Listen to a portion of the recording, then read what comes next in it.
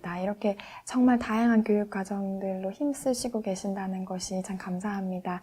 근데 또 이 질문을 안 드릴 수가 없을 것 같아요. 이게 우리나라 교육 현실에서 대한민국에서 입시라는 것을 무시하고서는 사실 학교가 끝까지 살아남기가 어렵잖아요. 그래서 지금 디모대학교에서는 입시를 어떻게 준비하고 계시고 어떻게 생각하고 계신지 궁금합니다. 네, 아주 중요한 질문인데요. 아까 이제 우리 중등 과정은 이제 진로, 그리고 고등 과정이 진학 이렇게 되어 있습니다. 사실 진학은 입시를 포함해서 좀 넓은 개념이긴 하죠. 왜냐면 어떤 경우는 이제 그 대학이 꼭 필요하지 않은 경우도 있을 수 있으니까요. 저희가 그런 것까지 생각은 하고요. 또 어쨌든 우리나라 교육이 또 이제 대한교육의 어떤 출발선이라고 할 수 있는 것이 우리나라 일반 교육이 이제 너무 입시 매몰된 어떤 교육이 돼버렸기 때문에 대한교육이 이제 나온 것인데, 그러면서 저희들도 맥락을 같이 하는 것이어서 입시를 부정하지는 않습니다. 입시 엄연한 우리의 현실이기 때문에 또 우리 학생들의 어떤 인생을 위해서도 입시가 중요한 역할들을 하는 것을 부정하지는 않지만, 그렇지만 저희는 입시를 극복한다 이런 표현을 좀 쓰고 싶어요. 입시를 극복한다. 그러니까 입시를 그냥 매몰되는 것이 아니라 이걸 딛고 일어서서 우리 학생들이 정말 하나님께서 주신 그런 소명과 진로를 따라서 딛고 또 그 다음으로 일어설 수 있는 그런 어떤 대학을 가고 안 가고를 떠나서 이제 그런 어떤 관점으로 일단 학교 입장이 그렇고요. 또 그렇게 아이들에게도 이제 가르치고 있죠. 또 이제 실제적인 이제 궁금하신 점들은 아마 이런 것일 거예요. 그 대안학교다 보니까 학력 인정, 또는 그리고 대안학교 학생들이 어떻게 그럼 대학을 들어갈 수가 있는 것인가 이런 질문들이 많으신데, 저희는 이제 아직은 미인가 대안학교이기 때문에 검정고시로 학력을 인정을 받습니다. 매년 4월, 8월 2번 보는 검정고시인데, 뭐 중등부 과정 아이들 같은 경우는 뭐 중2 때 보는 경우도 있고, 또는 이제 주로 이제 그 중3, 9학년 때 보통 뭐 4월에 또 8월에 봐서 이제 중등 과정을 이렇게 따는 건 어렵지는 않고요.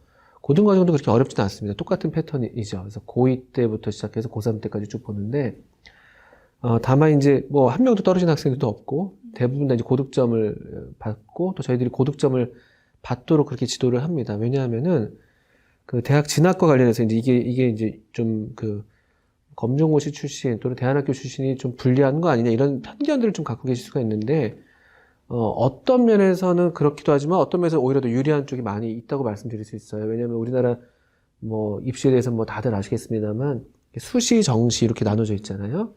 수시가 다시 이제 보통 세 부분으로 나눠져요. 그 학생부 중심, 그다음에 논술, 그다음에 실기 이렇게 나눠집니다.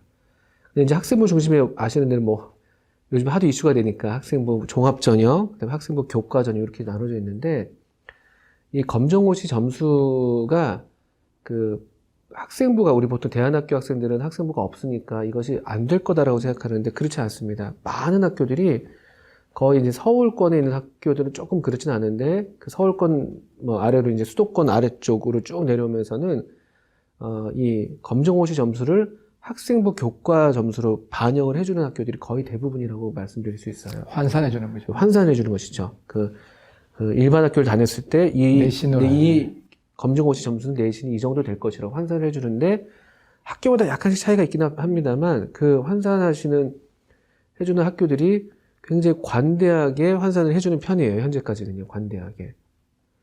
제가 볼 때는 이제 서울권은 왜 그러면 그게 좀 안 되는가 보니까 서울권은 너무 학교 이탈자가 많은 것이죠. 왜냐면은 내신 따기가 어려우니까 계속 이제 학교를 벗어나죠. 중도에 이제 중퇴하고 나는 수능에 올인할 거야. 그리고 이제 검정고시를 하는 그런 학생들이 많기 때문에 보통 상위권 학생들이 그렇잖아요.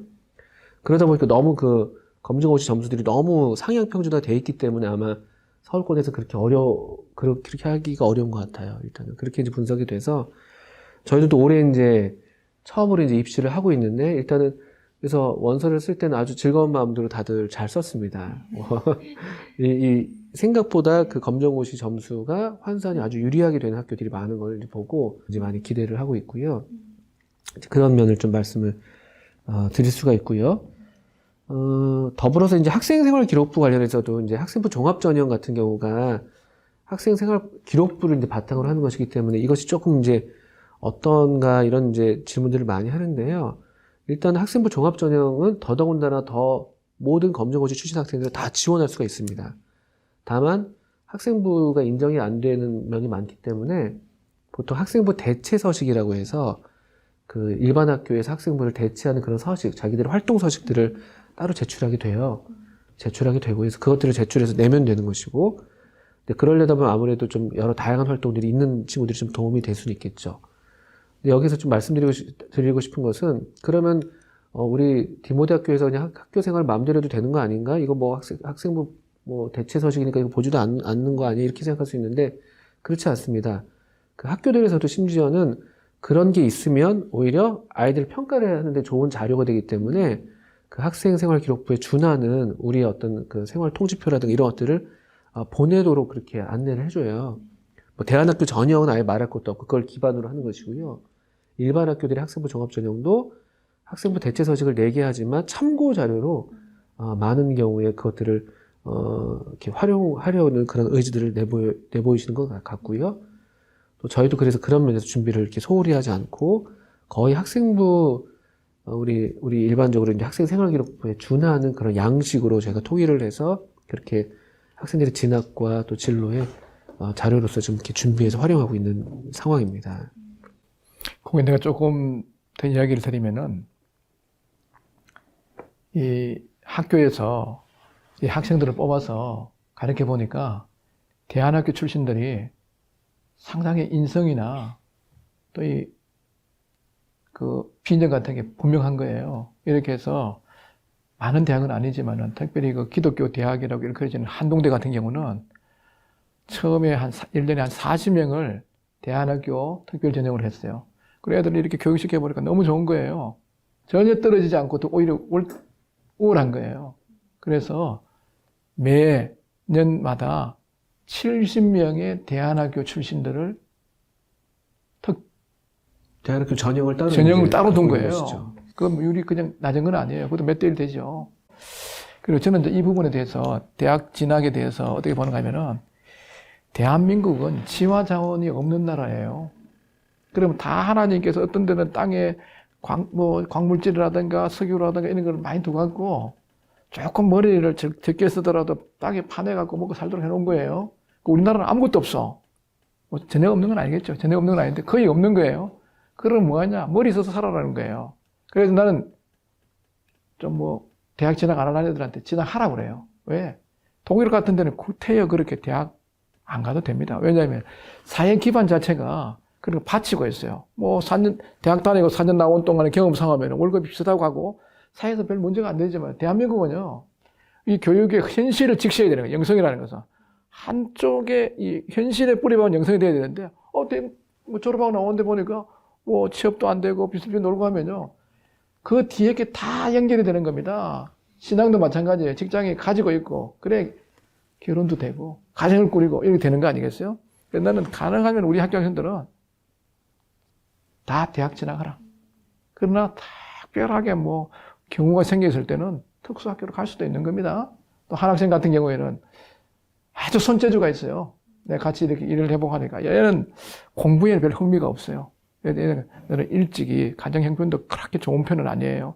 그런데 야, 너는 빨리 졸업을 하고 그 폴리텍nik에 들어가라 했어. 난 들어가서 그 기술 배워갖고 했는데 한해 누군지 알겠죠? 내 이름은 하지 않았는데 그래갖고 그걸 올레이 받았어요. 실습은 올레이인 거야. 이론에는 조금 떨어진 게 있는데 그러면서 자기 어떤 한 가지 기술을 가지는 거예요. 그러면 좀 더 해갖고 4년째 편입하라. 이렇게 해서 그걸 할 것 같아요. 우리가 이제 학생마다 다 틀리게 하지만 가능하면 한 가지 기술 또 그다음에 우리나라에서는요, 이 환경적으로 대학에 가야 되는 거예요.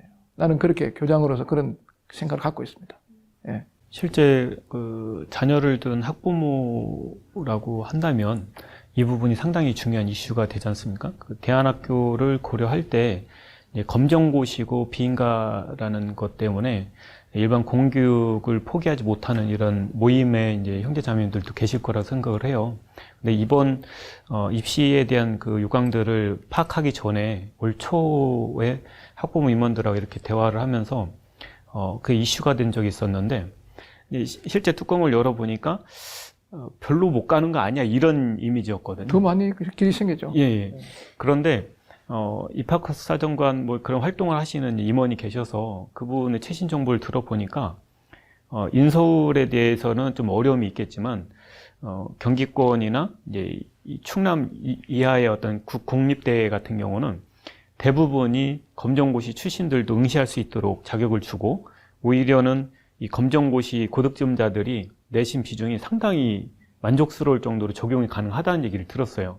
그러니까 아무튼 대안학교 학생들도 수시 전형에 지원을 할 수 있다는 말씀이신 그 내가 입학 설명할 때, 우리는 수시로는 거의 한동들을 제외하고는 어렵다 이렇게 많이 했거든. 왜냐하면은 우리가 안 해봤기 때문인데, 실제로 하면서 원래 해보니까 많은 학교들이 열려가 있어요. 그리고 이 검정고시도 쉬운 건 아니에요. 중등은 의무 교육이기 때문에 합격시켜 주려고 문제를 내는 거예요. 그러나 고등부는 꼭 그렇지 않아요. 나중에 공부를 너무 잘한 분이거든요. 그러니까 쉽다 그러는데, 그게 내가 문제를 보니까 그렇게 쉬운 문제는 아니에요.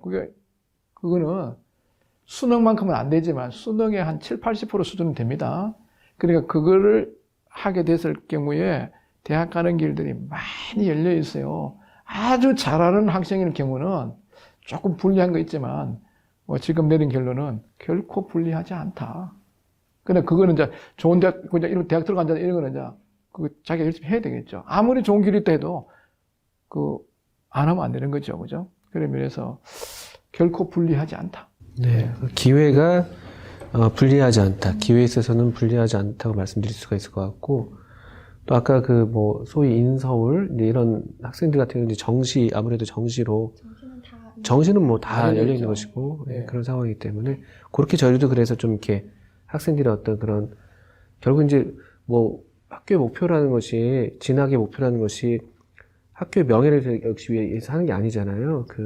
아이가 원하는 학교, 원하는 학과, 이거면 성공하는 겁니다. 이거면. 그러니까 아이뿐만 아니라 부모도 거기에 같이 있으시겠지만, 그래서 결과에 있어서 부모가 만족하고 학생이 만족하면 진학 지도는 아주 잘한 것이라고 저는 생각을 하거든요. 그런 면에서 그렇게 이제 아이들에 맞게 그렇게 상담을 해주고 기회를 찾아주고, 그래서 기쁘게 그런 어떤 입시들을 기대 가운데 오히려 하게 하고, 물론 이제 애들이 다 스트레스를 안 받는 건 아니지만요. 상당히 어떤 그런 기대 가운데 자기들의 인생이 어떻게 또 펼쳐질 것인가, 고등학교를 졸업하고 또 어떤 새로운 인생이 펼쳐질까, 이런 기대 가운데에서 또 시간들을 보내고 있는 것 아닌가, 이런 생각을 좀 하게 되죠. 이 발언이 좀 도움이 될지는 모르겠는데, 아까도 말씀하셨지만 학생종합평가라고 하는 그 부분이 서울 경기권에 있는 일반 고등학교 교사분들이 상당히 이 글쓰기 능력이 뛰어나다고 그렇게 평가를 하시더라고요. 그래서 아이들의 학종 평가를 상당히 이렇게 막 포장을 잘 해놔가지고 엄청난 이런 다 상향 평가를 상향으로 해놨는데, 실제 대학교에서 입학사정관들이 그 학교의 소개 학종 선생님들의 의견을 이렇게 검토를 하게 되는데, 그게 그냥 써진 대로 쭉 보는 게 아니라 미사여고 쭉 빼고 실질적인 내용을 들어가 보면 이 아이가 과포장돼 있지만 실질적으로는 너무 과대평가되어 있고 실질적으로 한 건 별로 없다, 이렇게 보는 경우가 많다고 하더라고요. 근데 그런 분들이 미사여고를 아무리 첨삭을 해가지고 보내준다고 해도, 예를 들어서 연대라든지 이런 여러 학교에서 입학사정관이 그걸 검토를 하게 되면 그 교사들이 써준 학종에 대한 의견들은 무시를 한대요. 근데 제가 알기로 디모대학교의 커리큘럼이 보면 꽤 난이도가 높아서 저희 아이들도 시험 보면 이제 점수가 낮은 경우가 간간히 있더라고요. 그래서 애들이 공부를 너무 안 했나? 이런 생각도 들기도 했는데, 알고 보니까 이제 학교의 수준이 꽤 높게 이렇게 하나 봐요, 디모대학교가. 그리고 그런 성적표를 부모 입장에서 받아봐도 엄청나게 이렇게 세심하게 이렇게 써서 보내시잖아요. 근데 이런 데이터베이스가 쌓여서 이제 올해 이제 처음 입시를 치르게 되는데, 그 입학사정관들이 디모대학교 출신들이 왔을 때 이걸 쭉 보면 이건 사실이다라고 할 수 있고, 아까 맞춤형 학과가 이제 104개나 개설되어 있다고 했는데, 이런 다양한 학습들을 통해서 아이들이 이제 할 거리가 많아지는 거죠. 실제로 하는 것들이. 실제로 하는 거니까. 그리고 이제 처음이지만 대학에서는 어떤 학교에서 그 학생이 와갖고 이탈하지 않고 가느냐, 그 다음에 얼마만큼 그 학교 안에서의 그 교육 활동들을 소화시키고 우수성을 나타내냐, 이런 걸 다 데이터를 평가하는 거예요. 그래서 특히 우리는 기독교 학교이기 때문에 진실성을 바탕으로 해야 되고 실제 실력을 갖춰줘야 되는 거예요. 그게 이제 지나고 나면은 어떤 학교든지 간에 그 학교는 괜찮은 학교구나. 이런 이제 우리는 지금 비인가지만은 제가 지금까지 너무 바빴어요. 그런데 대학을 찾아갈 거예요. 우리 학교는 우리 그 학교 그 프로파일 만들어 놨어요. 그걸 설명하고 이런 학교입니다. 근데 대학도 마찬가지예요. 우리는 학교 보내려 하지만 대학은 좋은 인재를 모집해야 되는 거예요. 그게 또 대학의 그 미래 그게 달려 있거든요. 그런 면에서 저는 긍정적으로 생각합니다. 좋은 그런 또 학생들이 주님 안에서 이렇게 비전을 가지고 또 최선을 다하고 있기 때문에 또 학부모들도 거기에 대해서 같이 신뢰를 하고 나아가기 때문에 또 우리 꿈꾸는 그런 꿈이 이루어지지 않겠나 생각이 됩니다. 실제적으로 전혀 불리하지 않고 오히려 기회가 많다는 것이 또 새로운 사실인 것 같아요. 아주 상위권에 네. 있는 애는 조금 불리한 건 있지만 수시에 있어서. 수시에 있어서 그런데 그렇게 불리하지 않다는 거예요. 네네. 또 정시는 누구에게나 기회가 열려져 있기 때문에 아이들이 똑같은 수능을 준비하면서 또 이런 부분도 같이 채워져 간다면 네, 좋은 네. 결과를 기대도 될 것 같네요. 네, 감사합니다. 또 추가적으로 한 가지 더 질문을 드리자면 또 지금 하고 있는 이 시대에 적합한 교육 외에도 앞으로 다가올 4차 산업혁명에 대비해서 또 학교에서 따로 생각하시고 준비하시는 그런 교육들이 있으실까요? 아무리 제가 이제 교장은 나이가 좀 들었어요. 그러니까 젊은 우리 나 선생님이 한번 그 부분에 대해서 한번 이야기를 좀 해보시면 제가 워낙에 이제 이 화두여서 많은 경우에 지금 다 이 키워드가 지금 이런 어떤 교육 사회 부분을 다 이렇게 지배하고 있다고 볼 수 있는데, 근데 모르겠습니다. 이게 다 뭐 관점에 따라서 또 다르게 볼 수 있겠습니다만, 인재라는 것, 미래 인재, 뭐 요즘 미래 인재라고 얘기할 수 있는데, 인재라는 것이 그냥 사실 놓고 보면 사람이잖아요. 사람입니다. 사람. 그리고 이제 4차 산업혁명이 요구하는 어떤 기술적인 부분이 있을 수 있겠지만, 저희가 믿는 바로는 어쨌든 중요한 건 사람이다. 그리고 오히려 거꾸로 4차 산업혁명이 그런 어떤 기술 정보 혁명이고 AI 뭐 혁명이라고 할 것 같으면은 그것이 할 수 없는 사람다움이죠. 사람다움. 또 사람만이 갖고 있는 어떤 고유한 그런 것들이 더 사실 가치가 있는 이제 그런 시대라고 오히려 역발상을 하면은 이제 그렇게 이해를 하고 있는 것이죠. 그래서 오히려 교육은 더 본질에 집중해야 된다. 결국 뭐랄까, 이 학생이 어떤 사람이 될 것인가. 사람다운 사람들, 예를 들면은 제가 얘기하지만 인성적인 부분은 더더군다나 중요할 것이다. 이렇게 저희가 보고 있는 것이고, 윤리적인 부분, 인성적인 부분, 그리고 또, 물론 이제 그 데이터 처리 능력들은 기계들이 이제 지금 너무 앞서 있기 때문에 그걸 우리가 이제 할 수 있는 건 아니지만, 사람이 할 수 있는 것들은 결국 이 주어진 데이터들을 어떻게 연결시켜서 어떻게 새로운 것들을 만들어낼 수 있는가. 단순 정보 처리가 아니라 그게 소위 말하면 비판적 사고 능력이 될 수도 있고 종합적 사고 능력도 될 수 있고 또는 창의적 사고 능력도 될 수가 있겠고 이제 그런 것들은 결국 또 교육의 본질이거든요. 결국 사고력이기 때문에 저희가 그래서 4차 산업혁명을 위해서 특별하게 뭔가를 새롭게 한다고 말씀드릴 수 있는 것들이 많지는 않습니다. 다만 오히려 이런 어떤 인식을 갖고 있기 때문에 어떤 교육의 본질적인 면들인데 사실은 독서죠, 독서. 그러면서 제가 국어교사로 드리는 말씀이 아니라 정말 독서입니다, 독서. 그래서 지금 저희들이 이 중등 과정에 독서 수업, 또 독서할 수 있는 시간, 또 고등부까지 이어져서 진로 독서, 이런 독서들. 독서를 통해서 다양한 어떤 그런 어떤 사회를 경험하고 또 생각하고 또 종합하고 이런 것들. 또 더 나아가서는 결국 사람이라는 것이 주체적인 어떤 존재이기 때문에 기계는 사실은 물론 앞으로 발전하겠지만 기계는 어쨌든 지시에 따라서 움직이는 거지만 사람은 자기가 이게 발동되지 않으면 이게 안 되잖아요. 그래서 결국은 또 이게 자기 주도성이고. 그래서 저희들이 하고 있는 어떤 이런 교육, 오히려 지금 우리의 어떤 교육의 어떤 목표라든지 교육하고 있는 내용이, 물론 완전하지는 않지만 이런 면에서 사실은 결코 4차 산업혁명 시대라고 해서 뒤지지 않을 것이다. 오히려 더 좋은 사람을 길러내는 것이 오히려 정말 필요한 어떤 인재가 될 것이다라는 그런 희망을 갖고 있고, 다만 그렇지만 어떤 이 기술혁명이 너무 빠르게 진행되고 있기 때문에 기술적인 면도 저희가 그래서 고려 안 하는 건 아니에요. 근데 이 본질을 말씀을 드리는 것이죠. 그래서 그런 면에서는 저희 같은 경우도 이제 워낙에 이제 이 기술이 이제 어떤 뭐랄까, 아주 일반적이 될 것이라고 예상이 되기 때문에, 이제 올해부터 중등 과정에 코딩 교육을 이제 도입을 했습니다. 코딩.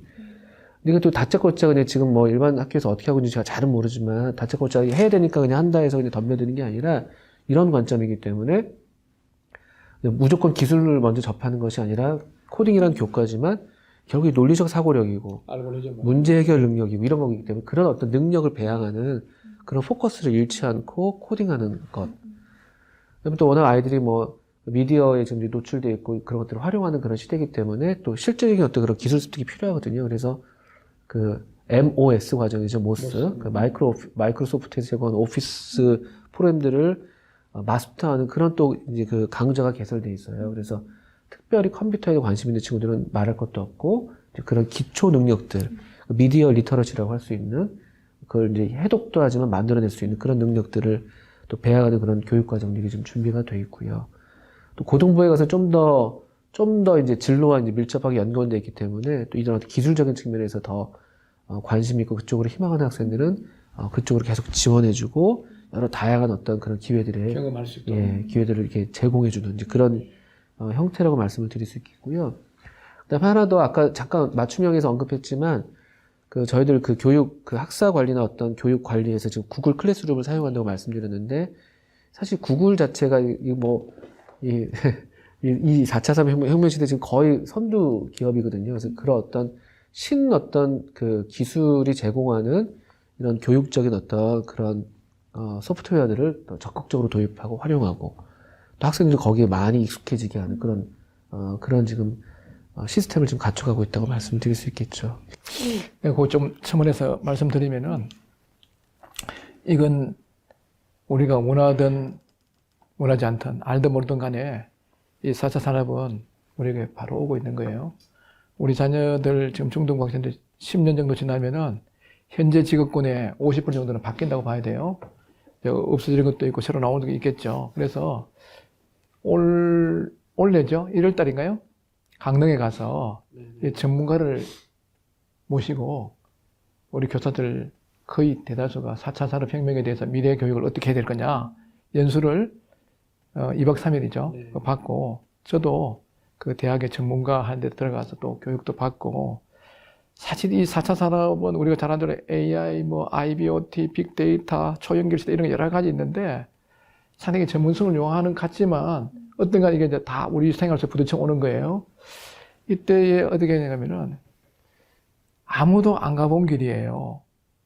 사실은 이제 접해지고 있지만 안 가본 길이기 때문에 불안하긴 하죠. 사람들이 하는데 여기에 이제 굉장히 중요한 어떤 해야 될 게 있는데 그게 뭔가 하면요. 창의력이라든가 그 다음에 협업이 굉장히 요구돼요. 협업. 옛날에는 한 사람의 뛰어남이 그랬지만 지금 혼자서 될 일이 없는 거예요. 다 이건 전부 연결되어 있기 때문에 각자의 분야에서 서로 협업을 잘할 수 있도록 하려고 그러면요. 우리가 아까 관계성, 사회성 같은 거 교육 과정이 있잖아요. 이게 사실 4차 산업에 준비하는 어떤 부분이에요. 그리고 이제 전체적으로 보면은 역량이 강화돼야 된다. 딱 어떤 걸 딱 봤을 때 그 원리가 얻었다. 그럼 계속 바뀌지만은 그 원리를 딱 파악할 수 있는 통찰력 이런 것들이 생기면요 되거든요. 그래서 아까 창의력이라는 것은 말씀좀 말씀하셨습니다만은 그냥 나오는 게 아니에요. 창의력의 바탕은 상상력이에요. 이 상상력, 독서, 경험한 이런 것들이 종합적으로 했을 때 창의력이 나오는 거예요. 이 상상력도 어떻게 맞아야 되냐? 이 상상력에서는요, 우리 학교가 진짜 좋은 거예요. 이거는 뭐 해야 되냐? 매일 큐티가 상상력을 자극시키는데 아주 좋은 프로그램입니다. 왜 그러냐? 창세기로부터 요한계시록까지 수천 년을 왔다 갔다 하는 거예요. 땅에서부터 영원 세계를 왔다 갔다 하는 거예요. 그게 애들이 상상하고 그렇게 하는 거예요. 예? 이런 큐티, 이런 거룩한 상상력을 할 수 있습니다. 이런 걸 매일 짧은 얼마 되지 않지만 이걸 할 때 애들이 그 상상력이 나오는 거예요. 그 다음에 독서 많이 시키지 않습니까? 독서 또 우리 학점제를 해갖고 지금 하고 있죠. 애들 하면은 해야 되는 학점제가 있어요. 그 독서를 많이 해야 됩니다. 아무리 바뀌어도요. 독서가 안 되면 안 되는 거예요. 그 다음에 체험형 테마 학습이라든가 해외 이동 수업 이런 것들이 학문은 하나를 떼놓을 수는 없는 겁니다. 다 연결되어 있는 거예요. 이런 걸 보면서 자 인성을 강화시키고 영성을 지키고 영성도 굉장히 중요시하는 거예요. 어제는 이제 뭐 IQ만 하는 게 EQ 넘어가고 SQ로 나와요. 이런 부분에서 가장 높은 애들이 연구하면은 기독교인들이에요. 그래서 우리가 뭐 사실 4차 산업을 위해 갖고 이렇게 갑니다 했는데 어떤 데 가도요 다 그렇게 찍을 수가 없습니다. 이런 부분에서 우리가 창의력을 길러낸다, 협업할 수 있도록 전체적인 역량을 강화시키는 이런 부분에서 통합적으로 이렇게 하면서 4차 산업에 대비해서 가고 있다는 거예요. 네. 적으로 아이들에게 필요한 교육들을 다 잘 녹여내서 지금 교육하고 계신 것 같습니다. 네, 아주 수고가 많으시네요. 네. 자, 이번에는 조금 마지막으로 좀 주제를 바꿔서 아주 세부적인 부분에 대해서 또 실제적으로 몇 가지 질문을 좀 드려보고자 합니다. 이렇게 정말 저도 가고 싶을 정도로 이 좋은 학교를 다니기 위해서는 수업료를 어느 정도 내야 되는지. 네. 네. 수업료 우리 나선생님 좀 얘기해 주세요. 그 수업료는 저희들이 사실 이제 그 교육부 산하에 인가된 학교가 아니기 때문에 어떤 그 국가로부터 지원되는 것이 하나도 없다고 봐야 되는 것이 맞습니다. 그래서 전적으로 이제 학부모들이 어떤 수업료 납부와 또 어떤 후원들을 통해서 지금 운영이 되고 있는데요. 지금 현재 그래서 저희가 중등부 과정에서는 수업료가 50만 원입니다. 월 50만 원, 월 기준입니다. 고등부 과정은 월 55만 원이 되고요. 여기 이제 이거 외로 한 달 동안 기숙사 생활과 또 급식을 다 포함하면 그것이 또 35만 원이 됩니다. 그래서 중등 과정은 한 달에 이제 85만 원 이렇게 이해하시면 되겠고, 고등부 과정은 90만 원 이렇게 이해하시면 되겠고요. 다만 이제 그 방학 기간이 되는 7, 8월과 뭐 1, 2월 같은 경우는 그 기숙사비와 급식비를 포함한 그 금액은 한 번만 내시면 되는 그런 형태가 되고요. 그리고 처음 입학할 당시에 중등과정 또 고등과정 입학할 당시에 입학금을 저희가 좀 받습니다. 근데 이게 보통 뭐 다른 대안학교들의 입학금들은 굉장히 큰 금액인데 저희는 지금까지는 제가 알기로는 보통 20만 원, 뭐 또는 30만 원 요 선에서 이제 받았는데요. 이것은 일단 그 아이들이 이제 새로 이렇게 들어오게 되면 이제 교과서 구입을 위한 부분들, 또 새롭게 학생들이 들어오기 때문에 새로운 어떤 뭐 책걸상이라든지 어떤 기자재가 필요하기 때문에 그런데 이제 소용되는 비용으로 실비만 이제 받는 그런 형태가 되죠. 그래서 사실 관심 있는 분들은 뭐 이미 아시겠습니다만 다른 일반 뭐 대안학교에 어떤 비교해 보자면은 굉장히 표현은 어떻게 될까요? 저렴하다고 해야 되는 게 맞는지 모르겠지만 어쨌든 예, 상대적으로 좀 이렇게 좀 우리 저희 부모님들 어떤 여러 면을 고려해서 저희들이 현재는 아주 실비 수준에서 이것만 받아서 운영이 안 되는 수준인데 어쨌든 그렇게 저희들이 어쨌든 학생들의 교육의 기회를 문턱을 너무 높게 하면 어렵기 때문에 저희들 선에서는 최소한으로 어쨌든 이렇게 받고 있는 상황이 됩니다. 50만 원도 사실 작은 돈은 아니죠.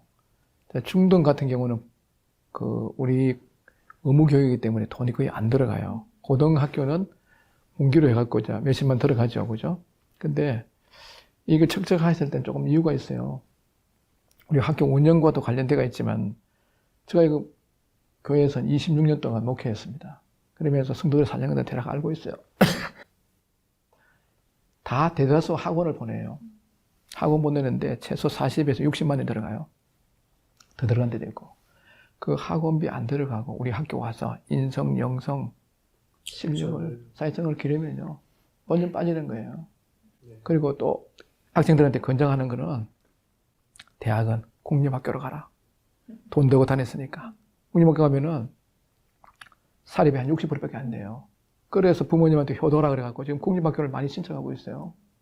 그래 하면은 결코 어떤 게 아니다.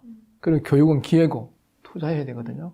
그런 면에서 저희들 학교에서도 최선을 다해서 하고 또 어떤 때는요. 디모데 학교 너무 좋은 학교야. 보내고 싶다. 돈이 안 된다 그러면요. 우리는 믿음으로 세워진 학교예요. 근데 몰래 저희 거 전화를 하면 됩니다. 전화를 하면은 어떻게 장학금을 만들든지 그래서 교장이 할 일이 뭐예요? 전화가 막 쇄도할 것 같습니다. 뭐 쇄도까지는 안 할 거예요. 왜냐하면 너무 공짜로 다니면 일이 떨어져요. 그러니까 전화를 해가 이런 이유 때문에 디모데가 믿음으로 세워진 학교인데 하겠다 그러면은 그게 그 교장이 할 일이고 이사회가 할 일이고 학부모 임원회가 가갖고 교육하도록 만들어줘야 되는 거예요. 나는 그런 생각이 있는 겁니다. 그래서 이제 우리 스스로 만들어가야 될 학교이기 때문에 다 마음 같이 모으면은 그 학원 안 버리고 이렇게 해도 다 그 실력 올라가요. 그 뭐 괜찮은 거 아니겠어요? 뭐 공식적으로는 아니지만 장학 제도를 마련해 주실 수 있다. 이런 지금도 말씀이시나요? 장학제도 있나요? 있습니다. 아, 예. 네네. 그 공적으로 이렇게 뭐 예를 들면 뭐 안성교에서 주는 장학금도 뭐 주고, 예, 또 우리가 이제 그 목회자 자녀나 선교사 자녀일 경우에는 그 누구를 면제해준다 이런 말을 잘 안 씁니다. 왜냐하면은 이 청소년기에는 아주 예민한 거예요. 그런 게 있을 때 예를 들어 아까 저기 해외 이동서 가는데 어려워서 못 간다. 그걸 누구누구는 학교에서 대줬어 이런 말 하면 안 되는 거예요. 그 혜택을 받는 사람은 받았는지 안 받았는지 모르면서 똑같이 가야 되는 거예요. 그렇다면 부모님에 대한 원망이 생길 수 있죠. 또 학교에 대해서도 그래요. 여러 명 장학금을 주고 있습니다. 그걸 하고 있는데도 애는 잘 모르게 해주는 거고, 개별적으로는 좀 부모님은 알지만요. 그렇게 해서 애가 장당하게 똑같은 돈을 내고 다니는 학생들하고 아무런 끄리낌 없이 할 수 있도록 그런 거 해주고, 또 공개적인 경우는 우리가 나타내갖고 또 이렇게 하기도 하죠. 그래서 굉장히 중등 같은 건 더 예민한 사춘기이기 때문에 그런 면을 잘 우리가 고려를 하면서 장학금 제도도 실시하고 있고 좀 더 확대해 가려고 하고 있습니다. 네, 한 자녀가 아니라 2명, 3명 이렇게 자녀를 보내는 경우도 있는데 혹시 다자녀를 보낼 경우에 또 혜택이 또 따로 있을까요?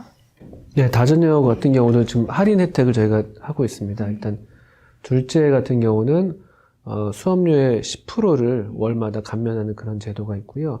셋째 같은 경우는 더 많이 할인해 주는, 아마 더 계속 아까 말씀하신 확대해가는 그런 추세이기 때문에, 셋째 이상으로는 수업료 자체는 좀 아예 전액 감면하는 쪽으로 지금 저희가 방향을 잡고 있죠. 그 보편적으로 우리 학교 오는 학생들이 뭐 형이 있든지 누나가 있든지 이래갖고 와요. 사실 이 부모님으로서 부담이 되죠.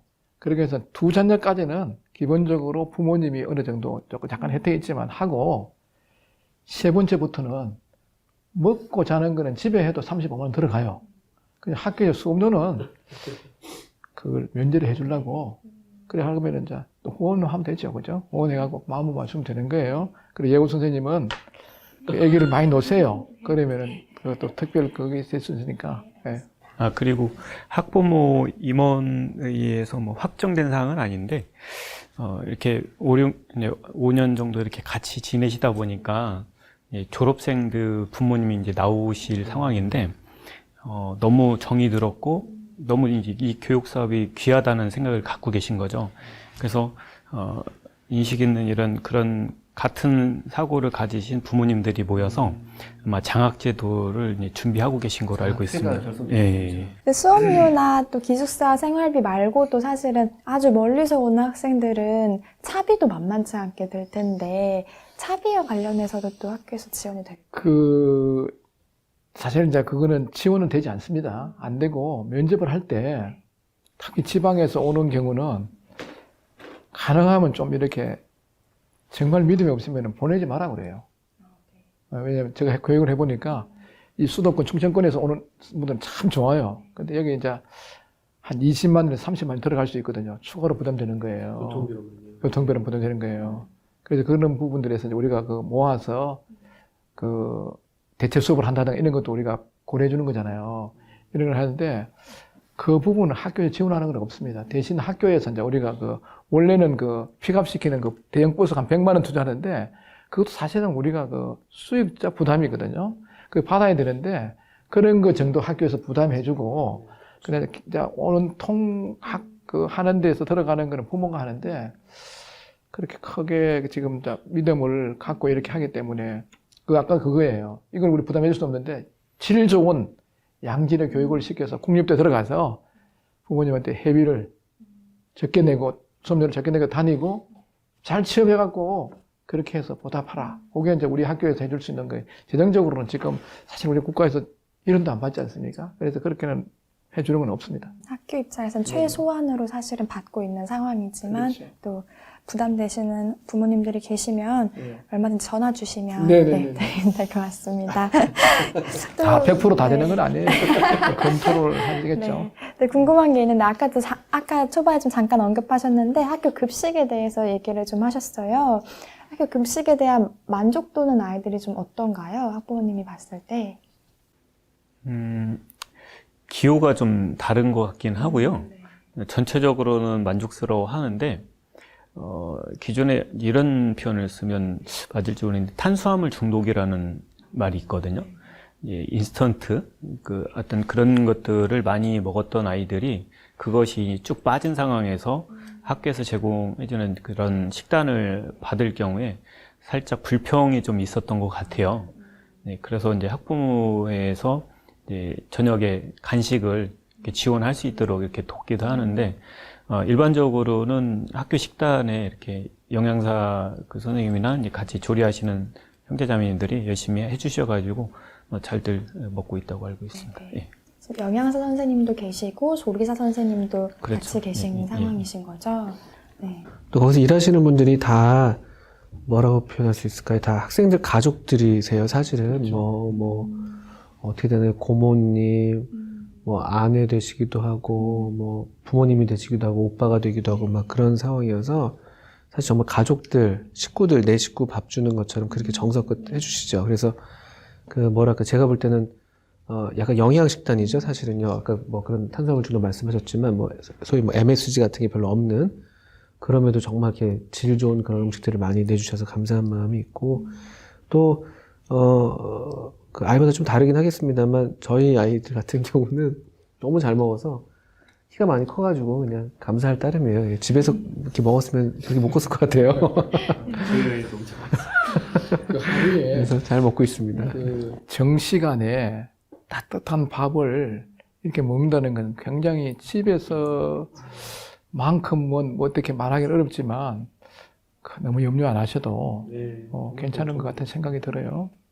그리고 저녁 시간에 이제 간식도 그 학부모에서 제공을 하는데 가능한 자연식으로 가깝도록 하고 또 청량 일반적인 음료들을 탄산음료 같은 거 이런 거를 안 쓰고 이렇게 하는데 이게 왜 중요한가 하면은 그 음식하고 학업하고 성장하고 이게 다 연관성이 있어요.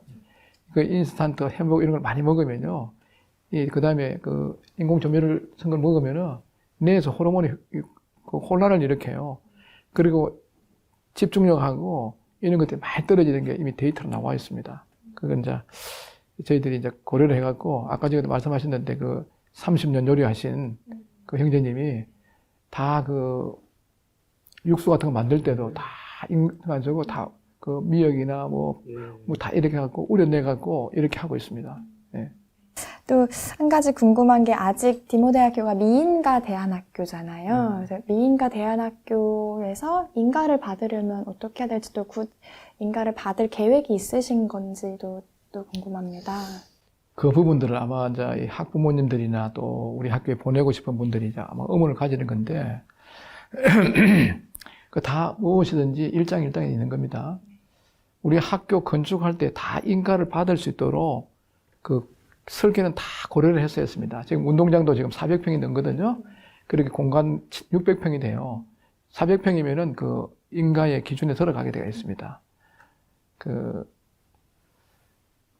인가를 받으면은 좋은 점은 우리 학교에 검정고시를 안 쳐도 뭐 빵점을 받든 100점을 받든 간에 왔다 갔다 하면 졸업장 주는 거 그 좋은 점이에요. 그 수시에서도 좀 그 내신이 좀 이렇게 반영되는 그런 부분에 약간 그거 한 게 있습니다. 자, 그 대신에 이제 인가를 받으면 어떤 일이 있는가 하면요. 국가에서 돈이 지급되기 때문에 전부 교육 이념이나 교육 목표나 커리큘럼 이런 것들이 다 수정에 들어가야 됩니다. 우리가 하는 게 안 되는 거예요. 뭐 성경을 가리킨다, 뭐 기도를 한다, 찬양을 부른다, 이런 것들이 다 제재를 받은 거예요. 그 얼마 전 어떤 교파에 다니는 그 분이 우리 학교에 보내려고 전화가 왔어요. 우리 보고 나 너무 학교 좋다. 내 말이 아니에요. 그분이 그래요. 어떻게 알았냐 물어보니까 인터넷 찾아보고 알아봤대요. 당신들 내가 알기로는 당신들 그 교단에 유치원도 있고, 초등학교도 있고, 고등학교도 있고, 우리 대학교까지 있어요. 근데 그거 보내지 왜 그러냐 그러니까 다 인가를 받고 나서 전부 통제받아갖고 일반 공립학교 똑같다는 거예요. 그래서 지금 디모데학교 이거 보내갖고 성경도 가르치고 노작도 하고 또 이런 찬양도 부르고 이런 거 보내고 있다는 거예요. 그래서 이거는 학교의 방향도 있지만 학부모님들이 그게 중요한 필요한 거예요. 우리가 예를 들어 미국으로 치면 공립 사립학교 아닙니까? 예? 유명한 필립스 아카데미나 이런 건 거예요. 우리도 티모시 크리스천 아카데미 아니에요. TCA 그러는데 그런 믿음이 필요한 거예요. 그래 아이고 인가 받자 그러면은 또 한 가지 조건이 있어요. 인가 조건은 뭔가 하면요. 지금 법에서는 빚이 1원이라도 있으면 안 됩니다.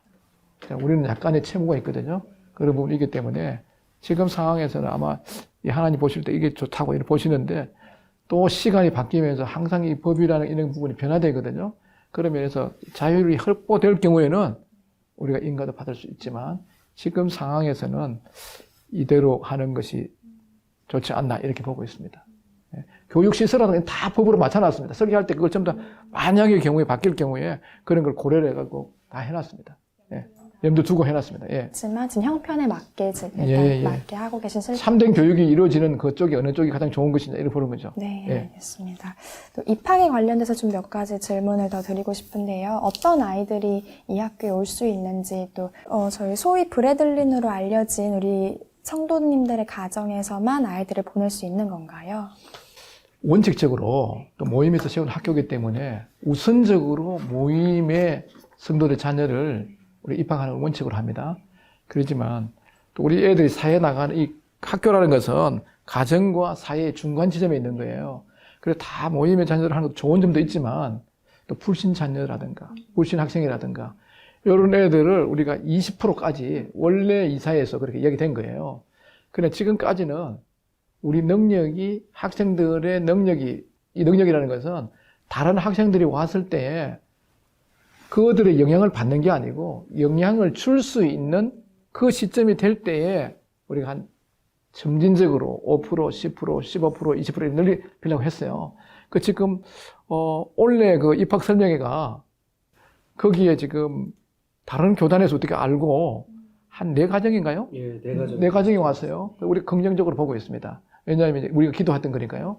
우리가 인위적으로 한 건 아니에요. 그래서 조금씩 문을 열려고 하고 있고 이미 이제 학생들은 영향을 끼치고 있습니다. 지금 다른 안 믿는 애가 왔는데 한 명이 있었는데 아버지는 믿고 어머니는 안 믿는 분이에요. 걔가 얼마 전부터 해가지고 마음이 많이 열렸어요.